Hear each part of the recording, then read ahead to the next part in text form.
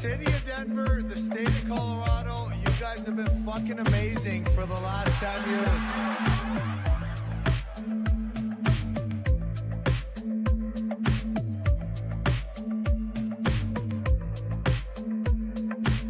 Let me start off with a Twitch feed this morning, and I got to get the whole name right. Mile High Hockey Lab.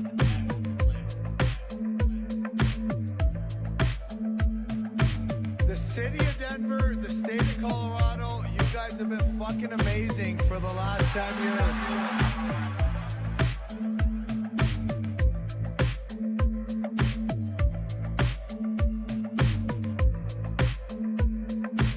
Let me start off with a Twitch feed this morning, and I got to get the whole name right. Mile High Hockey Lab.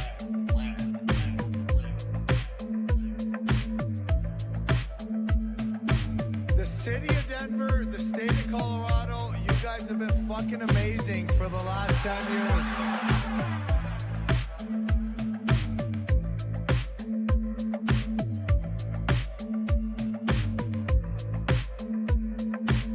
Let me start off with a Twitch feed this morning, and I got to get the whole.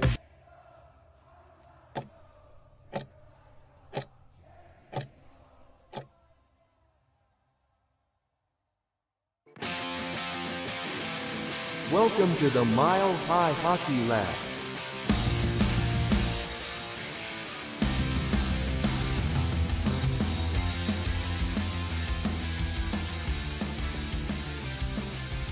It was on mute. Hey, there we go. Hello and welcome to the Mile High Hockey Lab. My name is Adrian Hernandez. I am here today with Ezra Potter, Brennan Vogt, Jackie K, I believe, is joining us. She just dipped in and out, and soon, hopefully rather than later, we'll also be joined by Evan Liu. Yes, we have Jackie who's back. She'll make us look a lot better. Welcome to the We're just on driving the struggle bus today, but you know what?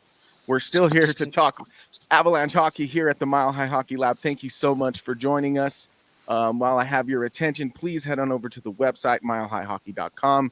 It's where we discuss all things Avalanche in written form, and give us a follow on your preferred social media platform. You can find us all on the tags that we have listed under ourselves in this here live broadcast on YouTube, and of course at all caps MHH_lab and at Mile High Hockey. Let's get things rolling. Let's drop the puck because we have a lot to talk about on today's episode. Thank you to the four of you for joining me on this very beautiful Wednesday in Colorado and otherwise. Let's start with you, Mr. Evan, Mr. Managing Editor. We've had some action since the last time we spoke. As usual, the Avalanche went 1-2 since our last episode, with the most notable loss being to Vancouver on Monday night. What was your major takeaway from that contest, my friend? Kiefer Sherwood, really? Really? Yeah.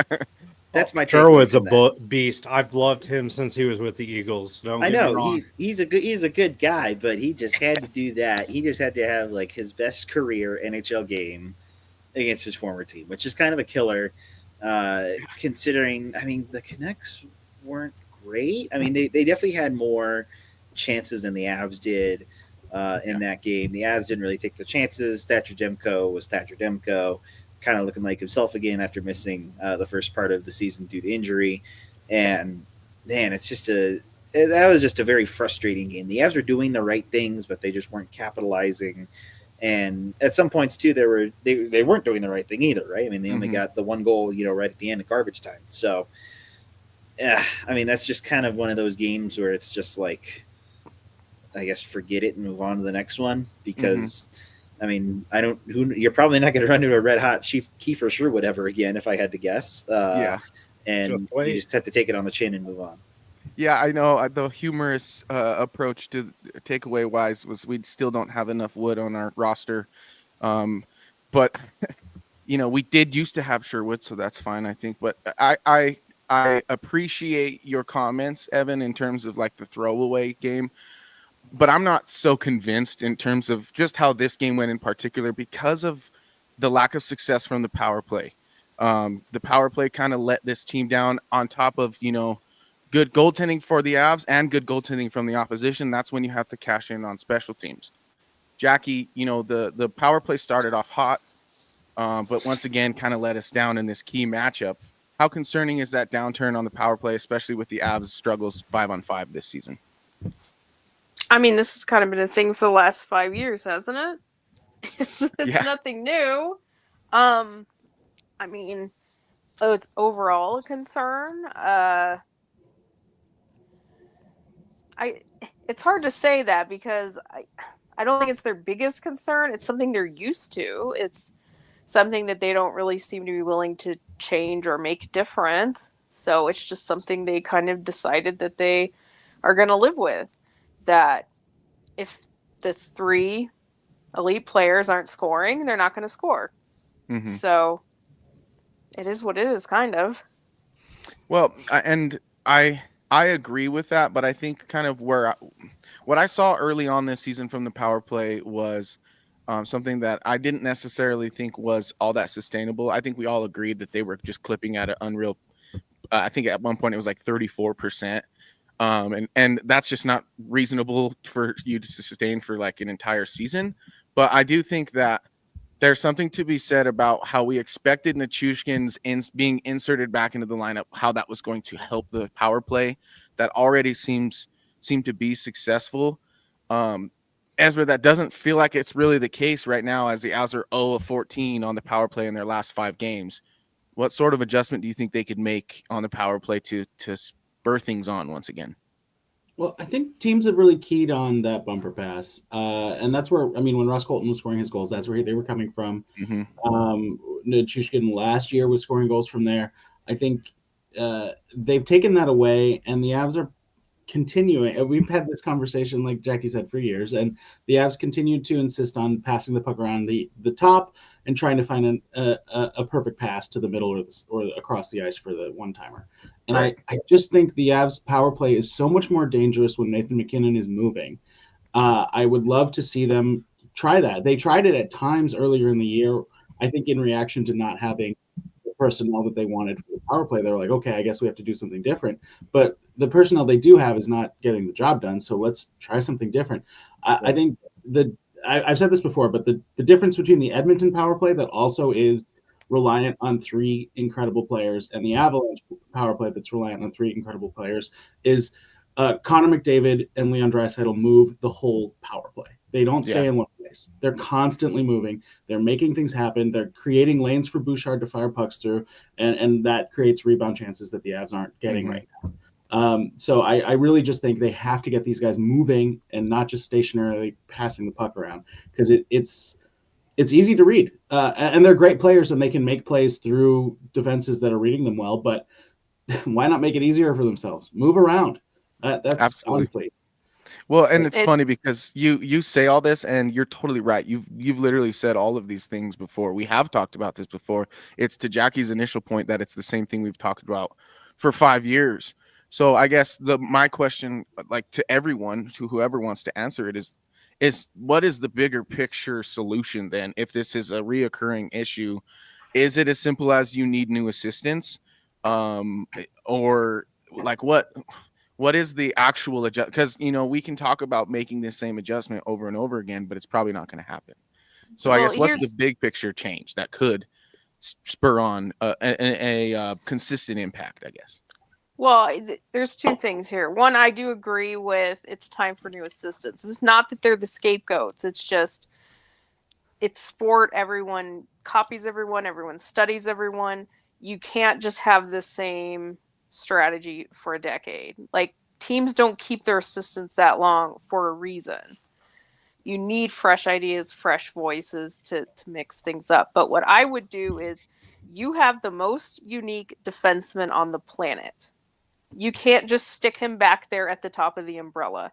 Yes, he scores from there because he's great.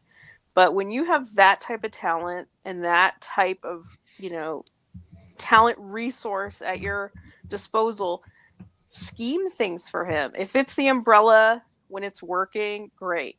But when it's not working, you need some quote unquote plays to take out of the bag.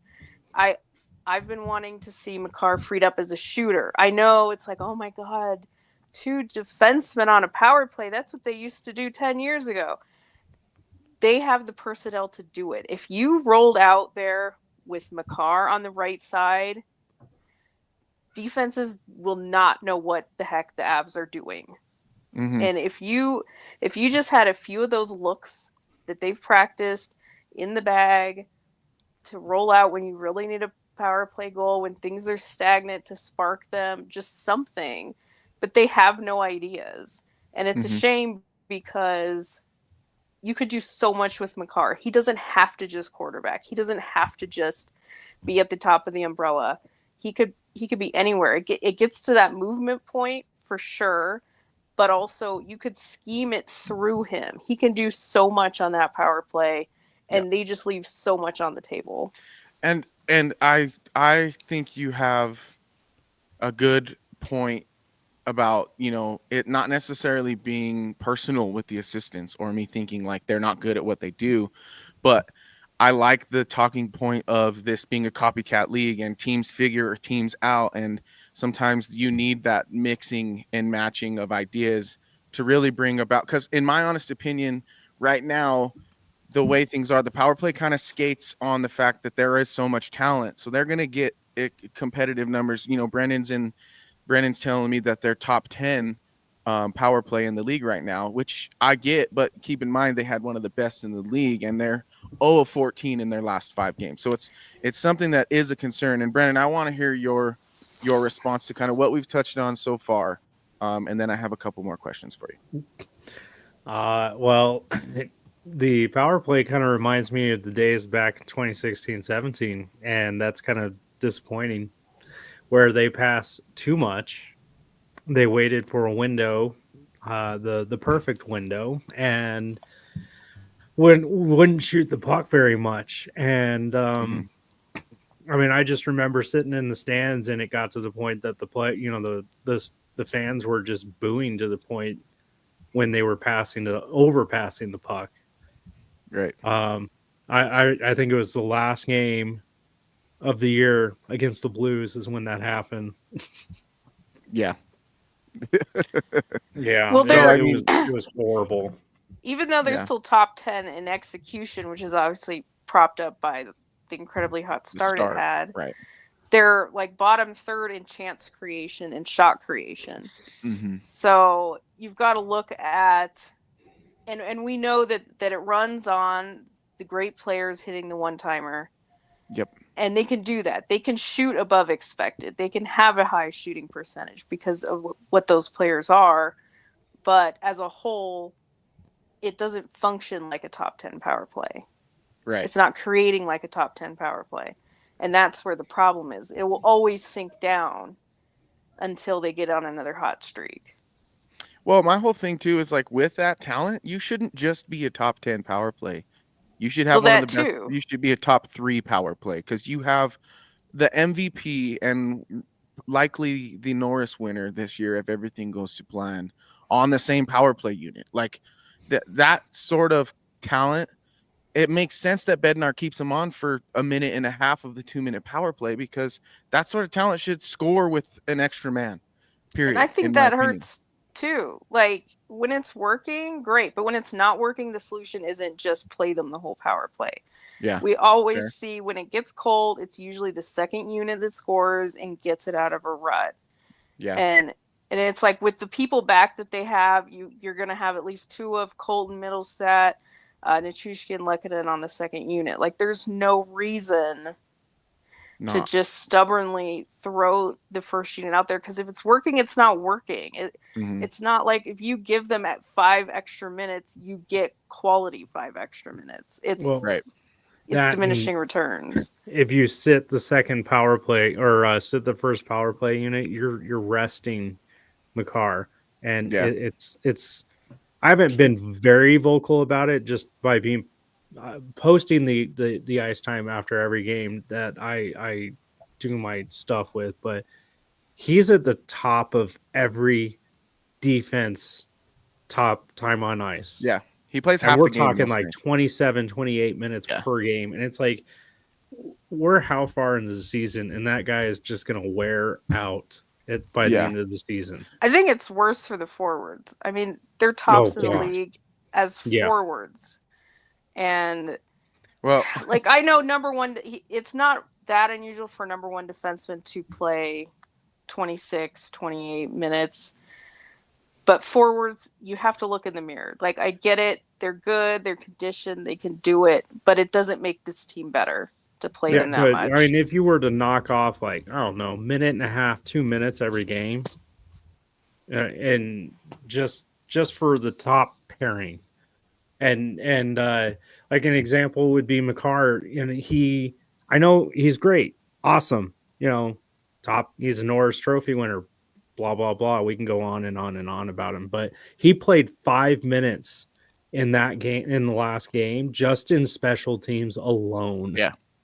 Well, when we talked about that stat that Jay Fresh shared the other day about McKinnon, When you were fighting without McCarr and McCarr without McKinnon and McCarr off the ice and the whole team without him, it's like, well, that's because he plays in absolutely every situation. And of course, I think he said it filtered for 5-on-5. I still think, though, that does play into the 5-on-5 numbers because of the stamina factor, of the playing for almost half the game factor.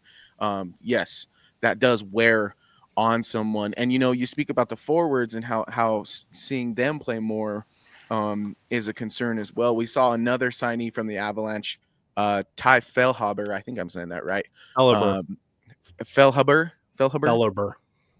I like it. So the H is silent. Fellhaber. Well, tell me what you know about Mr. Ty Fellhaber, Brandon, and give me a quick Eagles update. Well, you put me on the spot, bro. I sent you a script. I know. Handsome.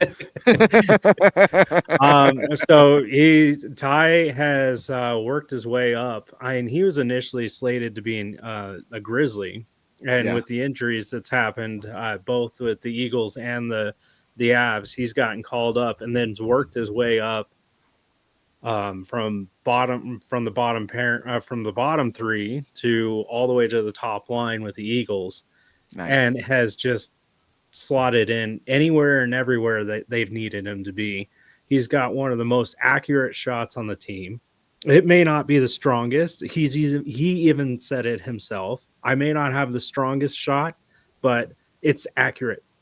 And that's all that matters. Yeah. If you can put it in the corner where the goalie's not, that works. Well, and he won, I think it was 2 years ago, he won the ECHL All-Star accuracy shot competition in 6.5 seconds. Wow. Sorry, go ahead, Brennan. When was the last time an NHL player did something that quick, right? Yeah. I will say this about Fellhaber. He was fine, I thought, on Monday. He put himself in the right places. He almost got a goal, but just a flailing Demko, was able to stop him. So yeah, he did fine. He's obviously back on waivers now, as of today. So that's unfortunate. Unfortunate timing there, but he fully deserves it. At least the opportunity, right? Not many people get to say they get to play in an NHL game, especially from his caliber, starting in the ECHL and just moving his way up. So, so I don't expect him to kind of stick around, I guess, for a little while. He's already on waivers, probably going to get sent down. There's probably other options that are ahead of him, but good for him at the very least. Well, I'll tell you what, that accuracy marker is next year. So yeah, well, that accuracy marker is at least better than Kucherov's in the All-Star game. So, take that for what you will. But Jackie, give me a prospects update real quick too, because I think you wanted to touch on a few that you did an article earlier in the week, or you have one coming later in the week. Today. It was put up today. Fresh off the press. So head on over to the website and check it out. So yeah, give us an update. Top 5 prospect seasons so far. So it's not a ranking because we're not taking into account like ceiling, talent level, just who is having the best season of the Avalanche prospects. So there might be some names in there that you'd be surprised to hear, but we'll start off with Cal Ritchie. That one you probably wouldn't be surprised to hear. It's been a while. We knew that he would go back to the OHL and do well, but it's still pretty crazy to have the expectation of dominance and to deliver on it. Yep. He's been incredible. Let's see, he's scored a point in all but 3 games. He's at almost 2 points per game. I mean, he drives that team, and there's good talent on it. There's Seneca, who's third overall to the Ducks, and he's a good goal scorer, but Richie is the one that ties it all together. He's a true top center. I know here. Well, what about his defense? There is no defense in juniors. Let's be real. It's not structured NHL defense. And if we had a whole nother hour in this podcast, I could explain to you how that quote unquote defense was just more of a narrative than reality. But he is what he is. He's a top center. He's at World Junior Camp now. He officially made the team. He's been practicing as their top center. So we'll see. I don't want to say that he has to. I mean, it's crazy. The expectation is probably that he has to, be the best forward in this whole World Juniors, which is crazy. I mean, it's crazy to have that expectation. But he is so talented, he could potentially be that guy. He could come through, baby. See. Yeah. The other names on my list were Max Curran, who was an early cut from Avs camp, but went back to the WHL, is producing pretty good. One guy that I think nobody out there is talking about is William Zellers, who is the 3rd round pick from the last draft. He is a goal machine. He has scored 15 goals in 17 games in the USHL. Wow. He just played for Team USA at the World Junior A Challenge, which is sort of like a secondary World Junior. US won the gold medal. He had 2 goals in the gold medal game. So I think he's the one that needs a little bit more attention.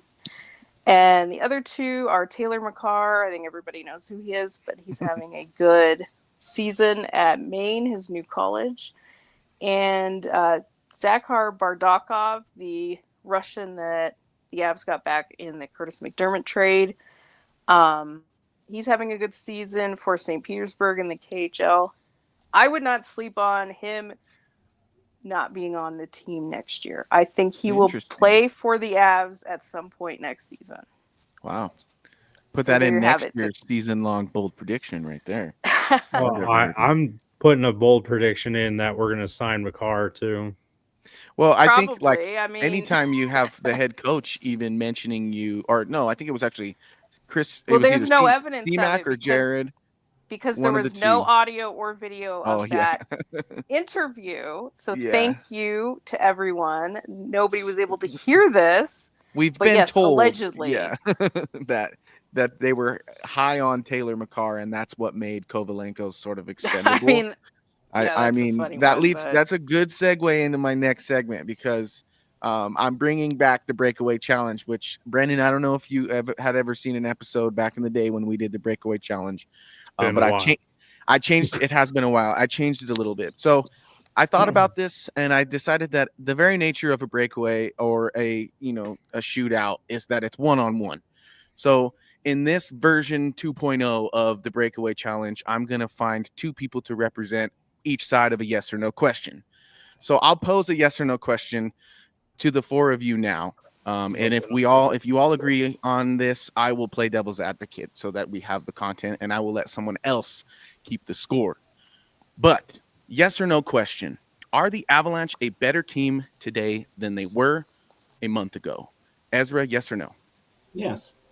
Brendan, yes or no? Can I go maybe?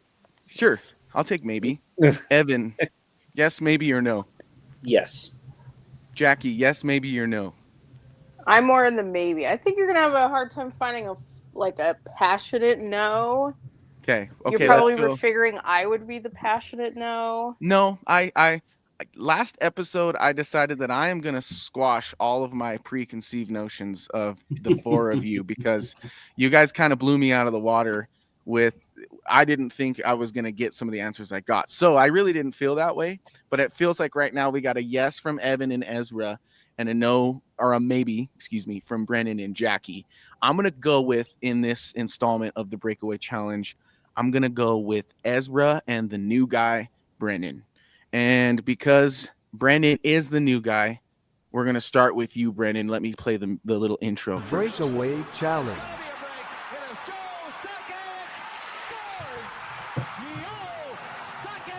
I forgot about that soundbite. Right? Forgot about it. It's a good one. The Breakaway Challenge. It's back. So I'm gonna add a quick countdown to the screen. That way we know how much time is left in this here breakaway challenge. So basically, you each get a minute to stake your claim as to why you think yes or why you think maybe in this situation. Gonna pause that real quick and we'll run it back to a minute. Let's start with you, Brennan. You are the new guy on the block, so we'll start with you. Sound good? Okay, well, I can never score on a breakaway in real life, so we'll see how this can go. All righty, ready? Here we go. Your time starts now. Well, first off, we got to start with the locker room. They're trying to improve the locker room. We see obvious gaps in it, and that's why they got rid of Georgiev and Ananin. Hey, keep going. That's your mark. I'm giving you a point. Keep going. Oh, okay. I can't remember this, but there's obvious gaps in morale in the locker room, and they're trying to improve that. And I think that is part of the reason why the team is not better, including the health of the whole entire team. Druin's been out the entire season, all but 3 games. Landeskog's been out for 3 years, well, pushing 3 years. And then we've got a list of other players that have been out, just not enough time. All right. Well, you still had we are going to train you to do that in a way. Hey, I'm used to a minute already, dude. I've been doing the Mile High Minute. Yeah, the Mile High Minute's your go-to. All right, so I had the freaking point thing looped, so I gave you 3 points like right off the rip, but I think you collected them as you spoke later on. I'm gonna end you there though with 4 points is what I gave you. 4 points in the direction of I'm not sure, sort of maybe the Avs are better, maybe they're not. Ezra, you have now a minute to tell us why you think the Avalanche have gotten better since a month ago, and your time starts now. I mean, can I just say Georgiev is gone for a whole minute? I don't know. I don't know how much more we need to know than that. It's undeniable that the goaltending position is better than it was a month ago. Both these guys, Wedgwood, Blackwood, they both bring more to the table than the guys they replaced. That how else can we talk about this? The rest of the roster is pretty much the same. But if you actually look at the Avs' problems, they start in goal and they go out the rest of the way. The Avs defense can play a little looser. The Avs forwards can play a little looser. And yeah, of course, they still have to play tight defensive hockey to succeed, but they can do that without thinking, oh, I need to block every single shot. So they can still think about the transition game. They can still get out on offense and play with a little bit more confidence that behind them, they're not going to get let down by a guy who's then going to yell at them in the locker room, allegedly. So, I mean, I just think in terms of morale, in terms of goaltending, and in terms of the freedom to play the game that they are so good at, that they've proven over the last several years they are incredible at, everything's better. Whew. See, that's what it's. Do you need me to kind of give you some no points? Well, I was gonna. So here's what we're gonna do, because that was so good, Ezra. Ezra, you clearly won that one with 6 points. Brennan, not your fault. First time, like you said, you're not very good at breakaways in real life. I think that statement got in your head a little bit, because I know you're better than what we saw today. Dude, I've scored 1 goal in like 10 breakaways. Come on. I'm just giving you grief because I know you're cool with it. But there's a reason I'm a defenseman, not a forward anymore. well, Jackie, tell me why you are a maybe. Have a few. Like I said, it's not a passionate no. It's hard to say for sure at this point. I mean, I don't fully just believe just because Georgiev's gone, it's all roses. I mean, what have they won since they've made the trade? Like half their games. Mm-hmm. So they won a date with the flu. Oh, okay. Well, that's the next excuse. We had injuries, then we had goaltending. Now we had the flu. We'll see what's next. The power play. Power play might be a reasonable thing to be concerned about. There are excuses, and then there's like realities, you know. Reasons, well, we'll see at the end. We'll see how much different. Ananin has a 950 in Nashville. Yeah. So. Well, so that's he's. Sorry, Jackie. Continue. And I don't expect that to continue. I was gonna say, Yeah. I think the upgrade from Annunen to Wedgwood is greater than the upgrade from Georgiev to Blackwood. Interesting. And I know that that's real pearl clutching. That's a hot one. I don't think we've seen enough for anyone to tell you you're wrong. I don't I think we've don't seen think enough Georgiev. I mean, for he's anyone to tell you you're talented. right. He's a good goalie. He wasn't consistent. We know that. I just don't think. I mean, Blackwood's coming to a new system, new goalie coaches. It's notoriously a tough goalie system to pick up. He rolled out there and just did his thing. But when he starts to have to play Avalanche hockey, there could be a learning curve here. So,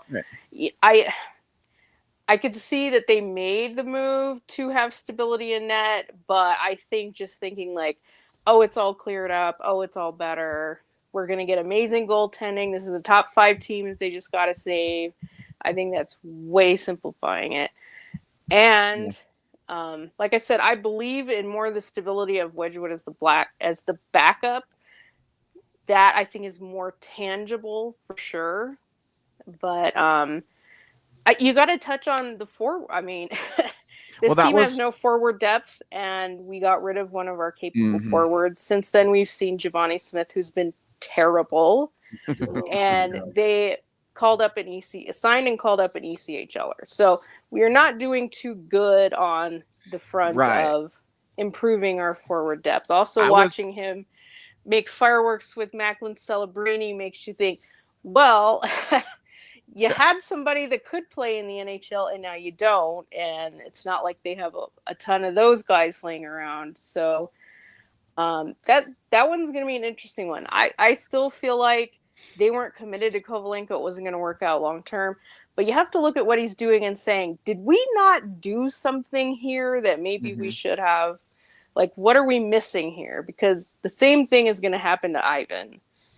Yeah, well, I was prepared to play devil's advocate. I do think that the Avs have gotten better because I do think that their improvements in net are more important than the pieces they gave up at forward. Although I agree there needs to be more depth at the forward, and you gave up a pretty good player in Nikolai Kovalenko. And so one of the experiments I had prepared was to go back exactly a month to today, which was an Avalanche victory over the Philadelphia Flyers.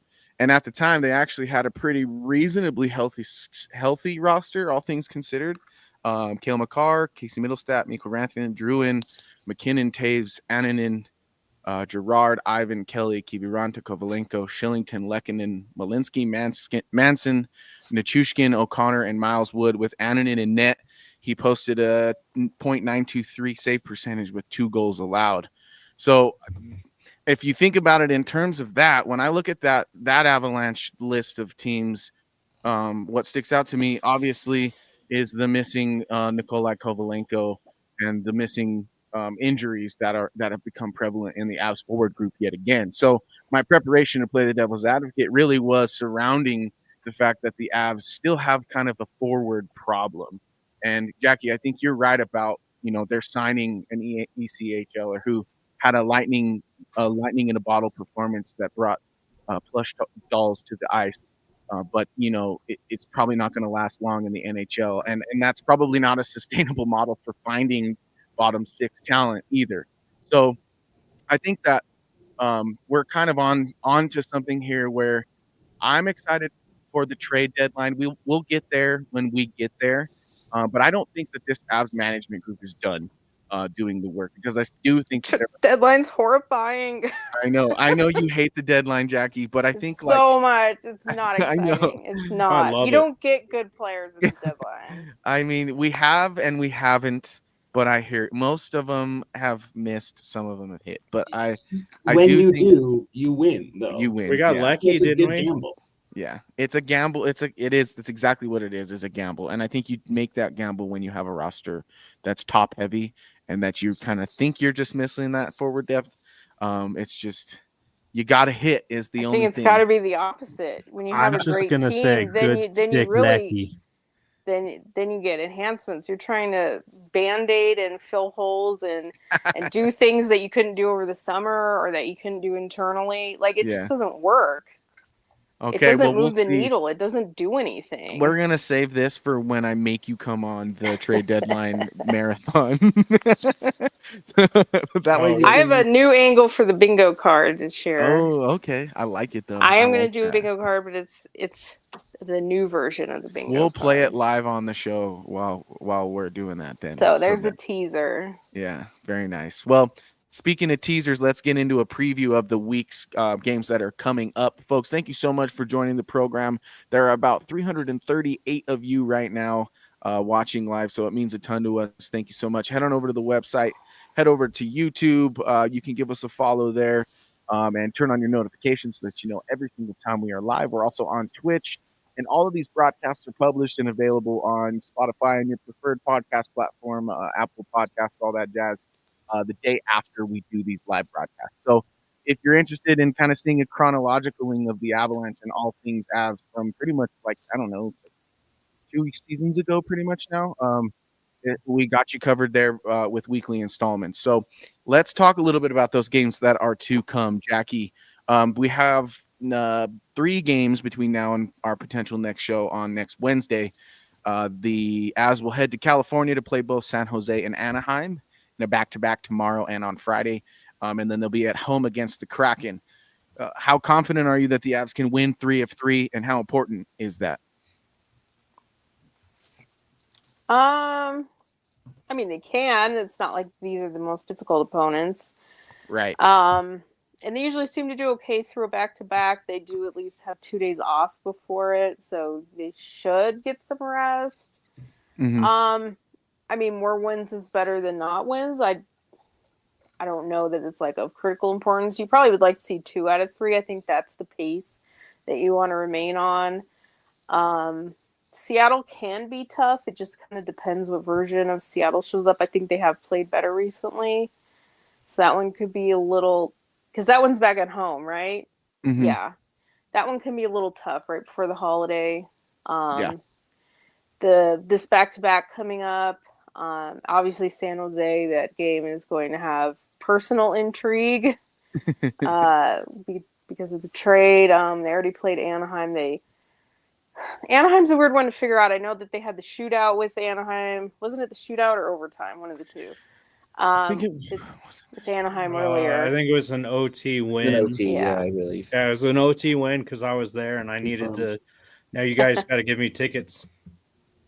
Oh yeah, that's right. Yeah, well they did. Yeah, they did at least win. They can be tough because I think Cronin and the Avs know each other.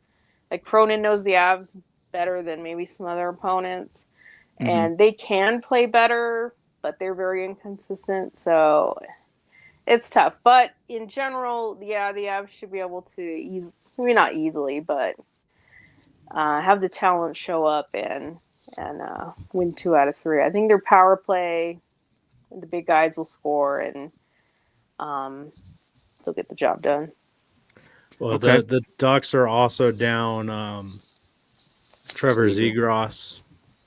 I mean, that guy's a shell of his. I was gonna say he's kind of underwhelming nowadays. Yeah, but I'm just saying, like they're down Trevor Zegras, but I know that Troy Terry's been scoring at least a point per game. Carlson's good. I don't know what they did to Mason McTavish either. Like he used to be good, but yeah, they broke him. But they do have Trouba now. Well, so I was going to say the Trouba train has moved to Anaheim. Yeah, they're going to have Gudas and Trouba. I think they've been running them on the same pair on the first pairing. Well, no. Yeah, that's probably not going to be very They're good. dangerous in terms of your health, but they're not dangerous. I was going to say. Hopefully, that's my point. Is Nate's got to keep his head up. Mm-hmm. Oh, yeah. Well, speaking of Nathan McKinnon, I want to get back to kind of the preview, but Evan, we haven't heard from you in a little while. You're just so polite, always just kind of just letting everybody have standing there menacingly. I think secretly he just keeps notes and he's just like keeping track of what we say so that he could throw it in our face right before he retires in 40 years. But Evan, tell me, McKinnon was named the second star of the week. Hoorah, baby. He's got the third best odds in the books, I guess gambling books, so to speak. behind for the Hart Trophy behind McDavid and Kaprizov. McDavid at plus 330, Kaprizov at plus 115, and McKinnon at plus 650. For you, what's his path to a repeat for MVP? And does it have more to do with him staying consistent or more to do with Kaprizov maybe coming back to reality a bit?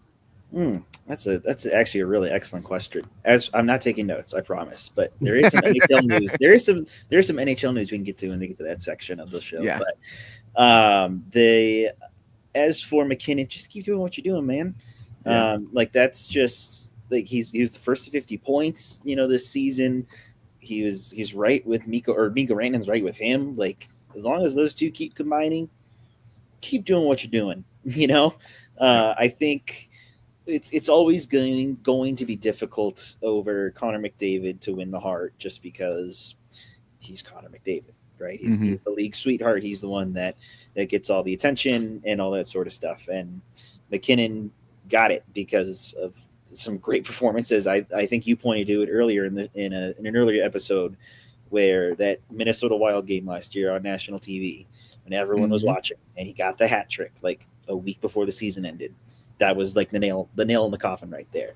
Yep. Could he do that again? Sure, absolutely. But just keep doing what you're doing. And I think he's not really too worried about it, quite frankly, anymore now that he has the Hart Trophy. But it would be cool to go back to back. I'm just saying. So, I'm sure he's not worried about it right now, especially in December and, the middle of the hockey season. His team's got a whole lot of other problems to worry about. So just keep doing what you're doing. I think it's fair to have Kaprizov as the odds-on favorite because no one had Minnesota realizing the success that they have, and it's been realized largely in part to his excellent performances. And I think you're totally right when you speak to McDavid being kind of a shoe-in season in and season out. I think Makar will get the same treatment in the Norris for years to come. It just comes down to production. Yeah. Like who has the most points? Which is why I say I think maybe it is just about sustaining this pace because he's leading the league in points and I think that is something he can pull off pretty reasonably as long as, knock on wood, he can maintain his health. I don't see any reason why he wouldn't, especially if he's going to play 26 25 minutes a night. He's need more power play. Yeah, goals. Exactly. More power play goals. I don't even care if they want to call him a power play merchant this year. If you can get the Rocket Richard, I think I'll be cool with that anyway.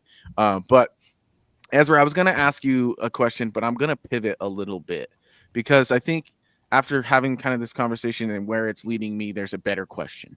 Now that the Avs have addressed the net, have they shifted their philosophy? And should we be not expecting moves to solidify depth because the Avs have now made a move to get better in net when we've been told, we can sacrifice talent in the net in order to make way for forward depth? Has that shifted at all? Or are you thinking the Avs are going to be able to get their cake and eat it too, sort of? Yeah, I don't think that's shifted. I think these are two goalies who are bargain bin contracts still. So okay. I think the idea with bringing these guys in wasn't to say, okay, we're going to use more of our resources on goalies than we intended. That is true. That did happen. They had to use draft picks that they didn't want to use, and obviously Kovalenko and Ananen are young players who had to go. But it's not true in terms of the cap. I think the cap mechanics all come down to Landeskog to an extent, but we aren't going to get into that, and that's okay. But I think ultimately, like, bringing in depth forwards at the deadline is what this team does. And I wanted to mention the deadline again. I'm glad I got to speak on this because if you look at the last three Cup winners, they all brought in a top 9 forward who, like a potential top 9 forward who ended up playing in the top 6 and made a difference in the playoffs. That is what teams that win the Cup do pretty consistently. So 62. You have to have a good team to start. Yeah, you have to have a good team to start. You have to be a Cup contender, which I would say Colorado is. So can you remind me those two? It was Lehkonen and then whoever Vegas brought in. Barbashev, Tarasenko. Yeah. Gotcha. And those are all difference makers. Those They weren't the both- biggest names, though. Like, No, I they wanted weren't. Barbashev. Yeah. Yeah, Barbashev would have been incredible for Colorado. And instead he, I don't know. Would Gerard want to play with him? That guy broke his sternum. But But nobody else cares. that's true. That's true. The refs didn't even care. So I mean, why would Gerard? That's right. No, I'm sure he would. I'm sure it's one of those, what happens on the ice. But you bring up a good point, Ezra, about the team's philosophy hasn't changed on goaltending, because it's true. I haven't looked, but they have to have the cheapest current tandem. It's like $3 million. Yeah, I think it's 3.7. I'll look, but yeah, I'm pretty sure. But Definitely ain't New York. But Yeah. But the whole did their philosophy or their decision on this change in their philosophy? Nope. If they do manage to sign Blackwood long term, I mean, it's not going to be a cheap contract. It's going to be UFA. Mm-hmm. So it might be, though, because he's a guy who bounced around. He's a guy who it might be. I think it's going to be more like the goalie contracts have already started to go up. They're stagnant for a while in the flat cap. He's going to be UFA. It's not RFA. The guys that they've gone in, Georgiev and Grubauer, they were RFAs when they signed their deals with Colorado. So I don't know. Thinking that, I mean, the reason why we all think he's great is because of his statistics and because of what he did on bad San Jose team. I mean, those are going to be the same arguments his agent's going to make. They've already floated that he wants term. The Avs usually are uncomfortable with term, but I'm sure that they have an idea of what he's looking for, but are they willing to go there? Yeah, so it's kind of like they have a potential to pivot in that moment, but will they is the question still. Well, have they made the decision to spend on goaltending? And then that also leads into that probably has to be Landeskog's money. It has to be. Yeah, well, and I see him probably landing at least 4.5 to 5 on. I'd say more than that. Well, at least is the point, but that's just me. Well, we got some comments here that I do want to acknowledge. Let's see here. While you're pulling those up, I'll just confirm it's 3.85 on goalies plus the 4.75 on Georgiev's buyout. Oh, sorry, 0.475 on Georgiev's buyout.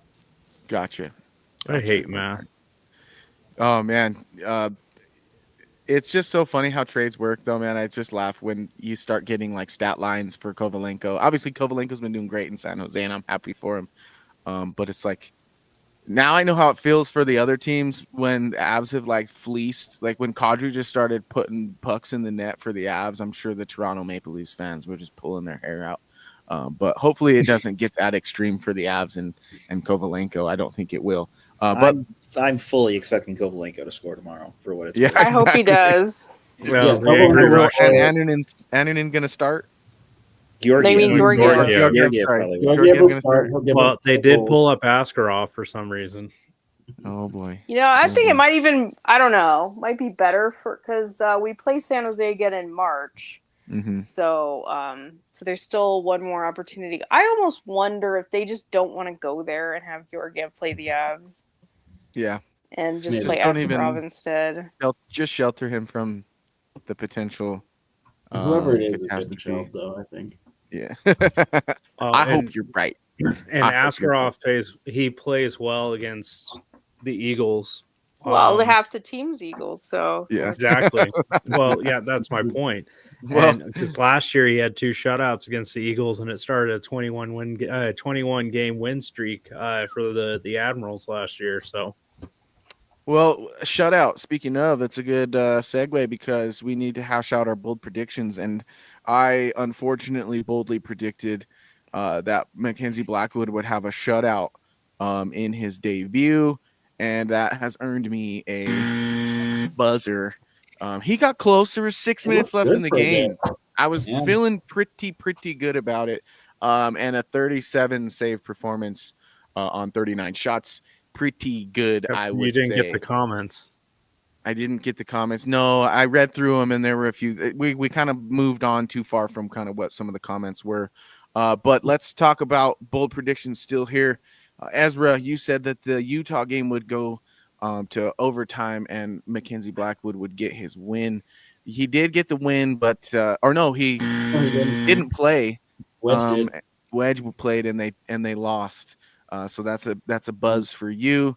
Evan, you had Mackenzie Blackwood to allow a goal or less in his debut. You looked right even longer than I did. I was so disappointed. So disappointed. No ding for you either. And Brennan, you said DU would sweep the Colorado College in the Gold Pan Series. And my friend, they lost the first one. Yeah, so we went over on the week of bold predictions. So that means we're going to run the track. And while it's playing, I want you all to think of this week's bold prediction on your behalf. It's a bold strategy, Cotton. Let's see if it pays off for him. I call that bold talk. You just tell by the look on your face, Evan. What about it? All right, I'm forced outside. It's the holidays. Family's here. No, it is. I couldn't tell if you were thinking really hard or worried about your safety. I already have my bold prediction because I already said it. Okay, let's reiterate it. Let's hear it. Kovalenko is going to score against the Avs tomorrow. Okay. Hopefully, it's the only goal that San Jose scores. But we'll see. I fully expect them to score tomorrow. All right, Covey to score on the Avs because that's just the way it is, as they say. Jackie, what do you got for me? I feel like they haven't had overtime in a while. Okay. I'm going to say overtime against either San Jose or Seattle because they already played overtime with Anaheim. I think they'll have to win in overtime against either San Jose or Seattle. Is that specific enough? I think so. Would you take a shootout as a win in that regard as well? Yeah, I think so. Okay. Are we going to say shootout? I'll say it has to be a win, and I'll say it has to either be the San Jose or Seattle game. Okay, so OT or shootout win against San Jose or Seattle. I like it. That's plenty bold, if you ask me. Brandon, what you got for me, dog? Split with the Eagles against the Gulls because the Gulls are so unpredictable. The Seagulls. Is it Seagulls or are they just the Gulls? It's Gulls. Yeah, they're Anaheim's feeder. That's pretty funny. Gulls and even Coach Niklas, we haven't played them this year, but they're such an unpredictable team. It's like that's not. Well, I like that you are staying on theme and going off of the Avalanche board and going to the Eagles or DU again. I like that. Well, I hope they win on Saturday because I am there as a fan, not a reporter on Saturday. Nice. Very nice. Very nice. Ezra, what you got? I'm going to go bold as hell and say the power play is perfect against San Jose. Goals on every one chance they get. So I was going to say, is it 1 for 1 or like I think when I say it, I think 1 for 1, but the prediction is perfect. when I say it, you're like the most likely way to achieve that goal is 1 for 1. No, I like that. I like that a lot because my question earlier that I didn't ask you was like, what has been revealed about this Avs roster since addressing the net? And I think I pivoted because I think I answered that in our first segment when I talked about the lack of success in the power play. Absolutely. So I like that your head is right there because we could use a bold hope / prediction to spur on a little magic. I'm going to go specific here, and I'm going to talk about Alexander Georgiev because I think he will play against the Avs, and I think he will not give up 4 goals. Is that 4.37 GAA against the Avs in 3 games? Come on, dude. Are you saying he will give up more or less than 4? No, I think you're saying less, right? That he will not be Georgiev. Okay. Yes, he will not be Georgiev, basically. Okay, I think you're wrong about that. Okay. If he plays, he's getting shelled. It's going to be ugly. Oh, yeah. I hope I'm wrong, but as soon as the Avs traded Georgiev, or even before the Avs traded Georgiev, when the writing was on the wall, I said, that Alexander Georgiev is going to goalie the Avalanche in 2026 because that's just how these things work. We might get our goal. We might get that even sooner than I initially predicted. So Georgiev will play, and he'll allow 3 or less. So at this rate, the Sharks game is going to be 1-1 with a Kovalenko goal. It's going to go to overtime, like Jackie said, and you're going to hit your bold prediction too because of that. So yeah, exactly. I already see it. The script they'll has win. been written. They'll win in overtime on a power play goal. Their only chance of the Yes. 4-on-3. Exactly.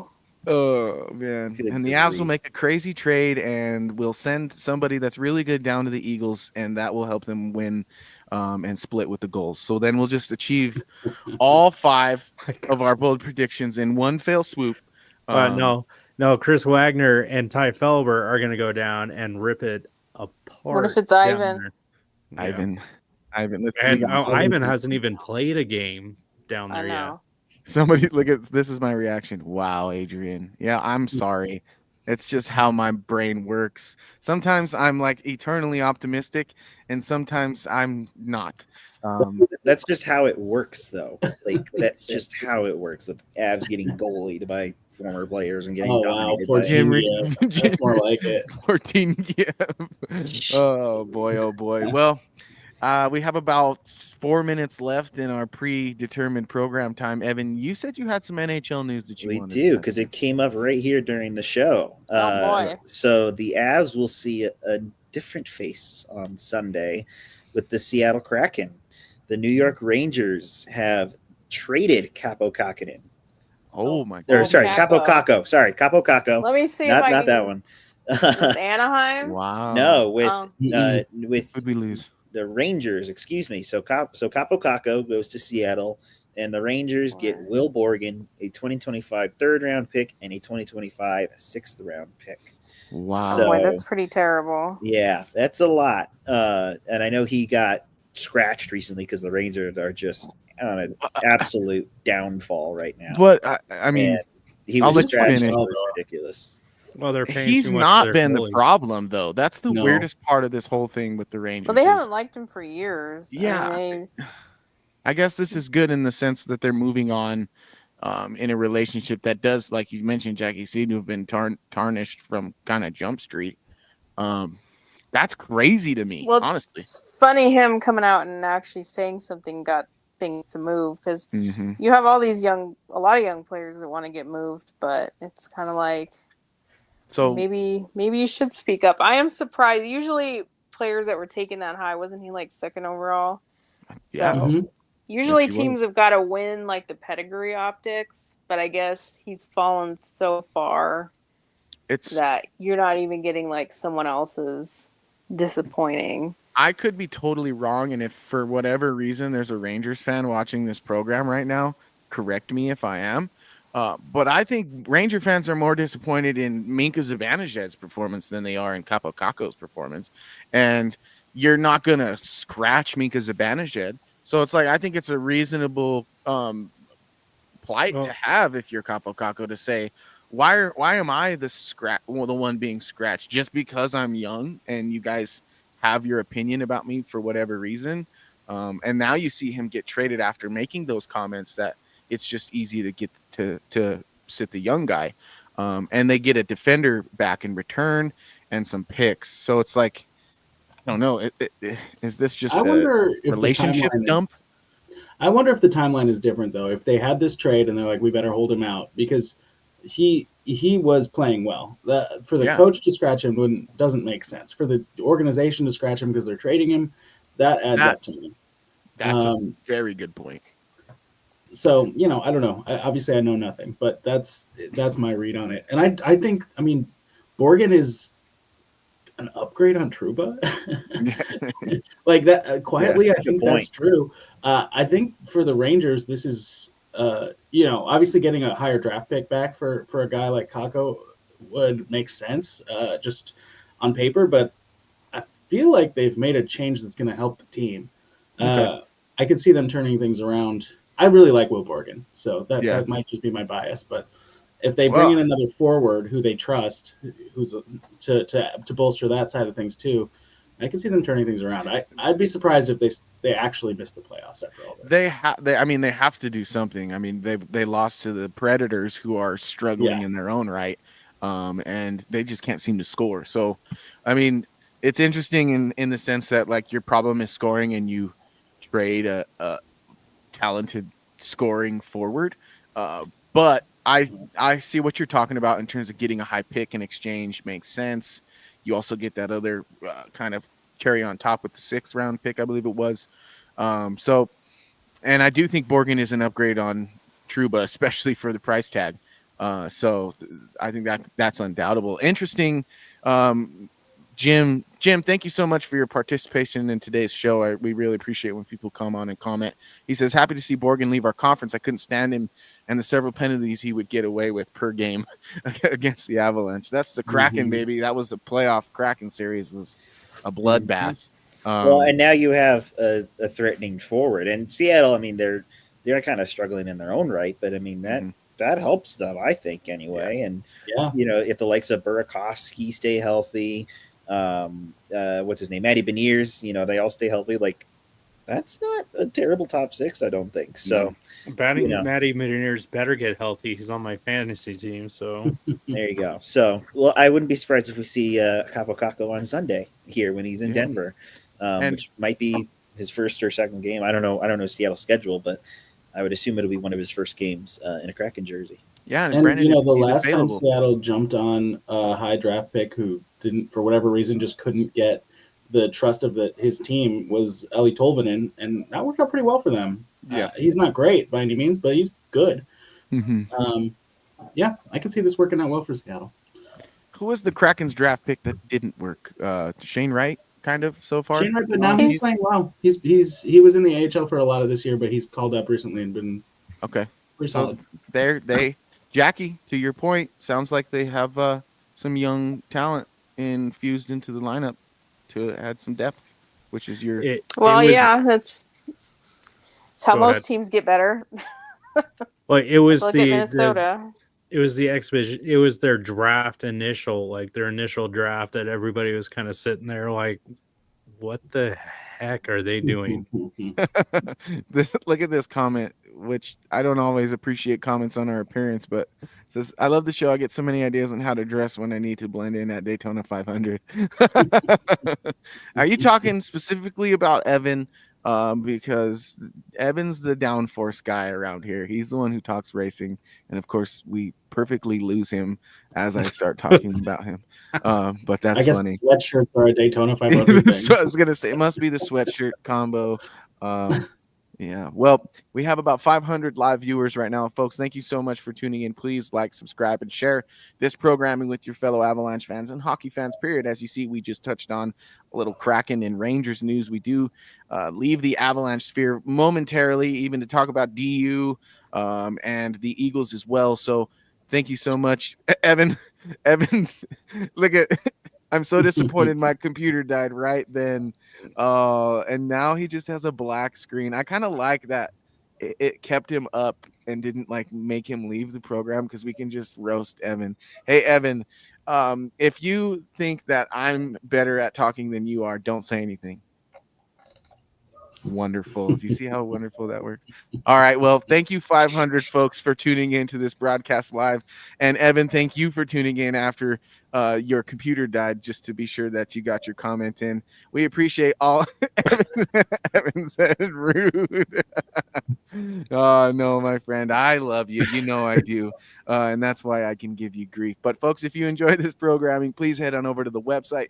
We have some written content as well over there that all 5 of us contribute to at milehighhockey.com. We do previews, recaps, opinion pieces. Jackie throws up some roundtables, some prospect reviews, things like that.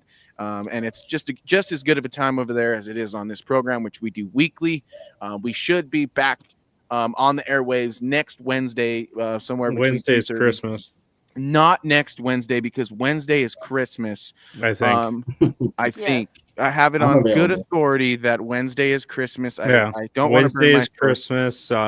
Tuesday is Christmas Eve. So, well, maybe we'll get around to like Thursday, Friday, We'll see how it goes because the Avs will be off as well. So we'll have some time to think about that. But please follow us on YouTube, and you'll get an alert as soon as we go live if you don't happen to follow us and get the news yourself. So thank you, folks, very much for tuning into today's program. Unless one of the three of you have something else to touch on, I think that does it for us today. We're good to go. All right. Well, thank you, Ezra, Brennan, Jackie. My name is Adrian Hernandez, and this has been the Mile High Hockey Lab. I'll leave you with this. Go Avs. Thank you for tuning into the Mile High Hockey Lab.